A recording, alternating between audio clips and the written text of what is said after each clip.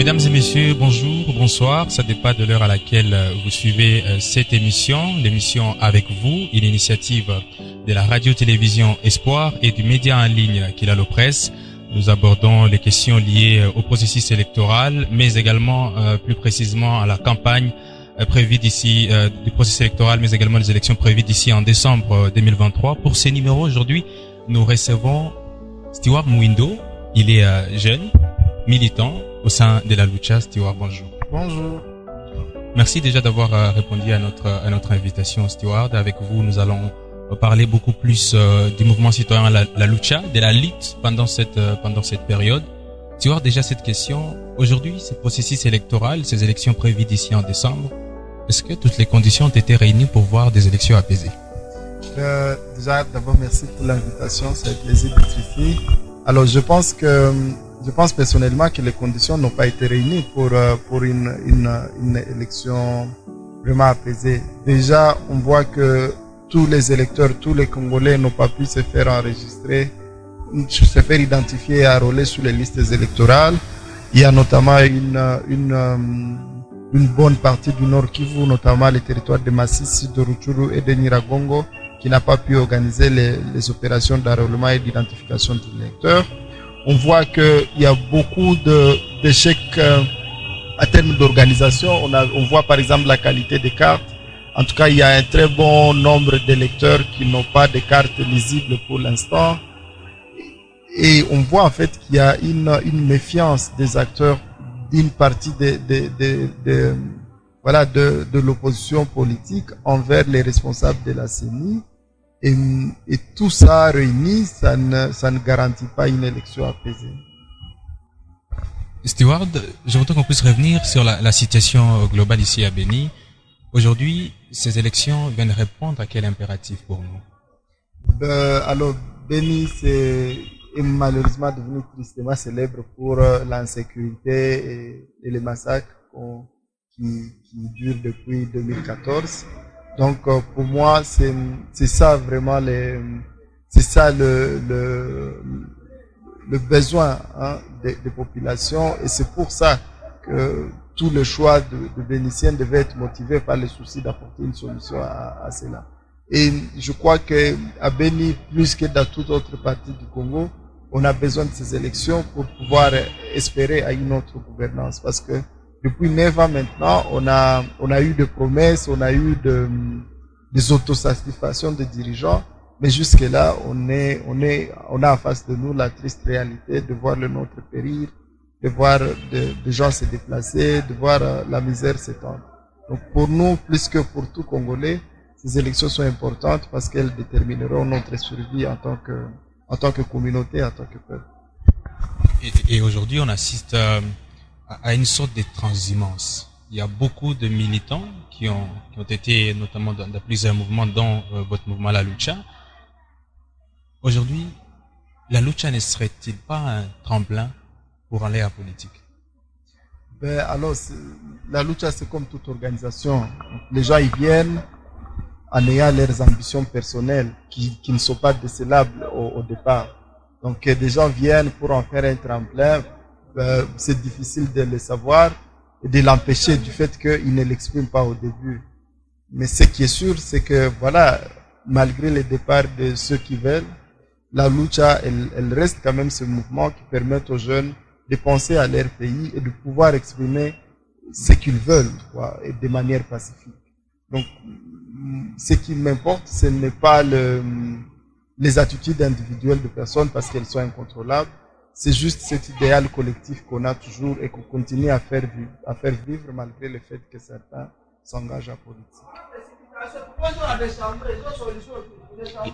Et aujourd'hui, la Lucha, avec ces militants qui ont perdu, sur ce que j'ai appris la qualité d'être appelé militant, est-ce que cela ne joue pas sur la crédibilité des mouvements citoyens dans ce processus électoral?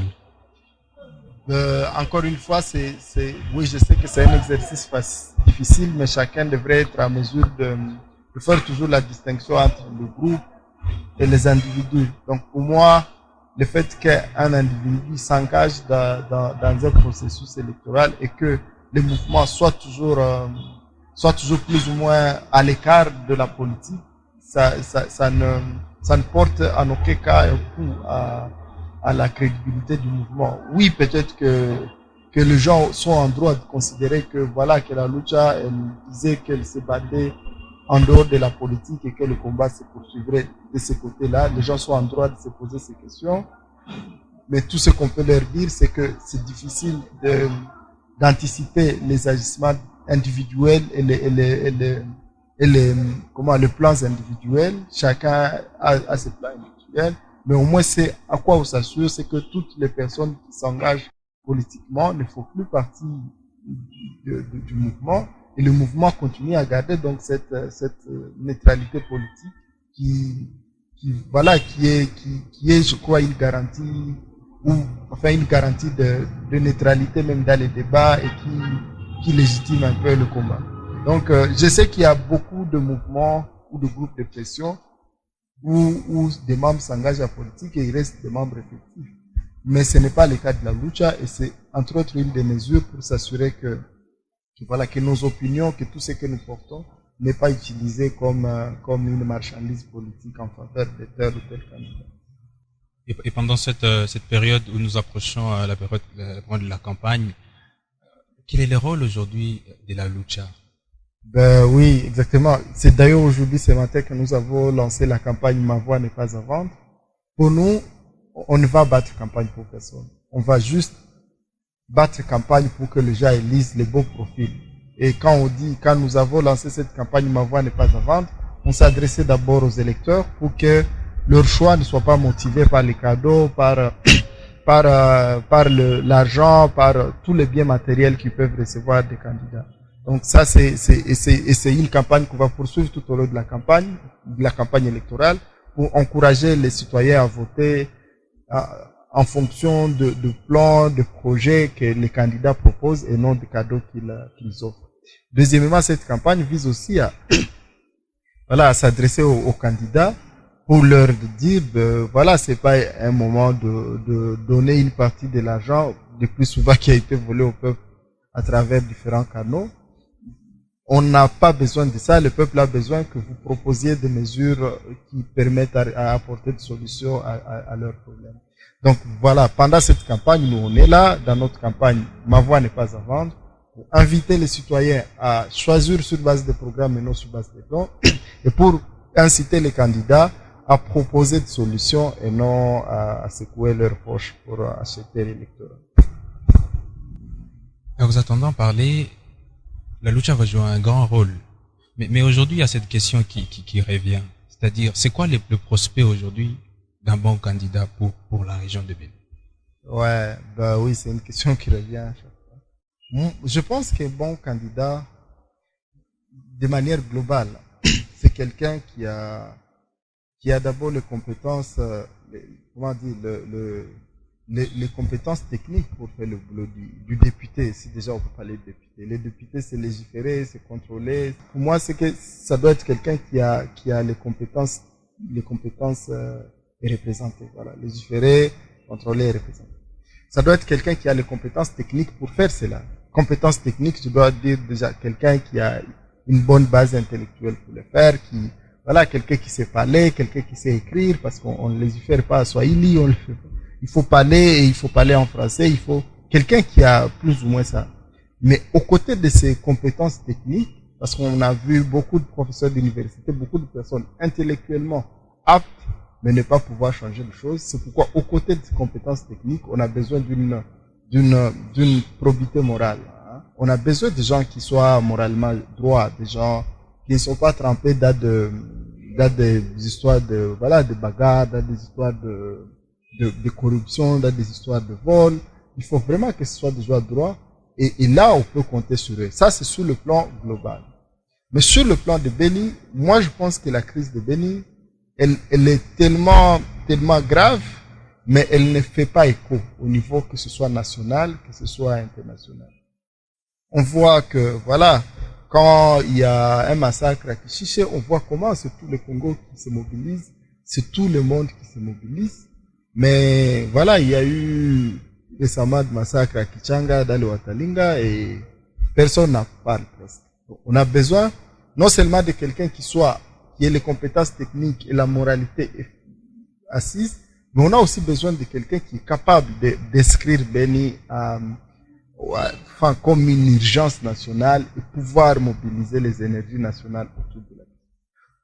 Alors, quel est le candidat capable de faire ça? Vous savez que je ne vous répondrai pas, mais je pense que plus ou moins chacun peut essayer de voir en fonction des profils des candidats qui sont là, quelle est la personne qui a d'abord les compétences techniques, qui a la moralité et qui a l'aura capable de secouer les choses au niveau national, afin que Beni mobilise autant que ne le fait Bambou, autant que ne le fait Kibumba, autant que ne le fait Kishishi. Parce qu'on n'est pas dessous Congolais, en fait. Et c'est ça l'impression qu'on a. Parce que il suffit que les M23 prennent un village pour que tout le gouvernement en parle. Mais voilà, ici, on peut tuer 26 personnes à Ouicha et personne ne bouge. Et ça, il faut que ça change.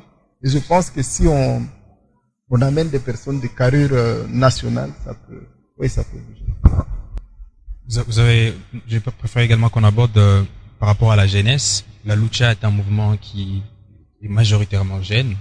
Aujourd'hui, les jeunes, quel rôle doivent jouer? Quel espace ces jeunes occupent dans ces processus électoraux? Où également on assiste à beaucoup de candidatures jeunes, de nouvelles figures qui arrivent en fait en politique. Alors je pense que les jeunes, ils sont sur le plan numérique, ils sont vraiment une catégorie sociale importante. Et on sait tous ce que signifie le nombre dans la compétition électorale. Mais aussi, les jeunes, c'est aussi beaucoup d'énergie, déjà dans les activités de campagne et tout ce qui nécessite la force. Je m'imagine que c'est eux qui seront le plus présents. Alors, mais moi, personnellement, je ne pense pas que le fait d'être jeune soit un atout pour bien diriger. Comme je l'ai dit, le fait que tu sois jeune ne garantit pas que tu vas faire les choses bien. C'est pourquoi, pour moi, c'est des compétences, donc la capacité de faire les choses, c'est les valeurs, la capacité de ne pas sombrer dans l'immoralité. C'est aussi cette force d'influence qui peut faire en sorte de porter les choses au niveau national. Donc voilà, pour moi c'est ça qui est important. Et moi je ne suis pas partisan de choses genre des jeunes, il faut des femmes. Je pense qu'il faut des gens capables. Ils sont dans toutes les tranches d'âge, ils sont de tous les sexes, ils sont de toutes les religions. Il suffit juste de les dénicher et de les propulser pour qu'ils portent la voix de la population. Vous avez parlé de la campagne qui va mener la lucha. Comment ça va se passer, cette campagne?